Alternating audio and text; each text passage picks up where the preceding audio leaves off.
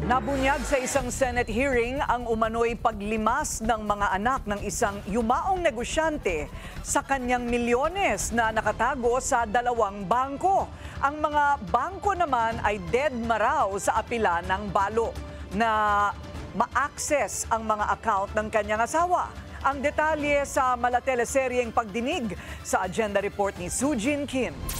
I didn't know that a family estate issue would turn into a national issue. Ang nagsimula bilang isang private family dispute, sumabog sa isang national scandal. Nang i-expose ni Gina T., asawa ng yumaong businessman na si Eduardo T., sa isang Senate hearing, ang umano'y multi-million peso estate na naiplunder ng kanyang stepchildren. I didn't know that in the course of my grieving, I didn't know that money transfers were already being made by my stepchildren.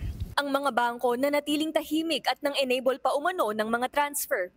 Namatay ang asawa ni Gina noong 2021 dahil sa COVID. Matapos ang 3 taon, wala pa rin daw siyang natanggap ni bank records mula sa RCBC at Metrobank kung saan karamihan sa mga pondo ay nakatago. Nang busisiin ni Gina ang mga bank account, napag-alaman niya na may mga withdrawal at cheque na umano'y in-issue ng asawang nung panahong iyon ay incapacitated na. So there is no way for the checks to be signed by my husband kasi COVID pa, naka-intubate pa siya. And nobody is allowed in the COVID ward.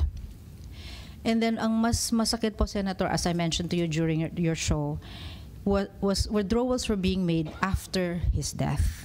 And alam naman po natin ng batas that pag may namatay na po, frozen na po ang mga assets. Pero alam ba nung bangko, ma'am, na Opo, kasi away na yung husband yes, niya? sir, because they even sent flowers to our house during Okay, the so way. alam nila. Opo. Ayon kay Gina, sinabi sa kanya ng Metrobank at RCBC na hindi niya pwedeng i-access ang balanse dahil sa bank secrecy law kahit pa siya ang legal spouse. And my argument with them was, what are you keeping the secret from when I'm the legitimate spouse? Hanggang sa nakuha ni Gina ang impormasyon mula sa RCBC at dito na nagsimulang mag-ring ang alarm bells.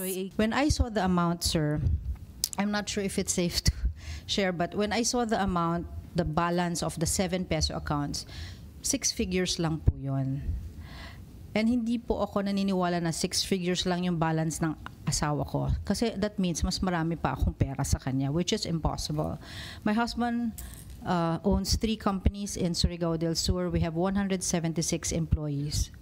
So imposibleng 6 figures lang po yung balance ng account ng asawa ko. Napag-alaman daw ni Gina na pagkatapos mamatay ng kanyang asawa, milyon-milyong mga transfer ang naiproseso. Isa sa Mighty Oaks Corporation na ganap na pagmamay-ari ng kanyang stepchildren. Sinita ni Senator Raffy Tulfo ang mga bangko. Once na dapat may pumunta sa inyo para magreklamo, ma-action agad kayo. 3 years na pala siya pabalik-balik. Ang bagal ng action ninyo. Until na nagsumbong siya rito, hindi pa sana kayo ma-action. Dito hindi ako papayag. Paimbestigahan ko kayo. Patatawag ko yung Bangko Sentral ng Pilipinas kung kinakailangan. Every week mag-hearing tayo rito. Sige, 1 to sawa tayo. Sa huli, pinangako ni Tulfo na ipapasabina niya ang stepchildren ni Gina at itutuloy ang investigasyon. Nakatuon din ang Senado sa policy changes para matiyak na hindi na mae-echepuera ang mga balo pagdating sa kanilang legal rights.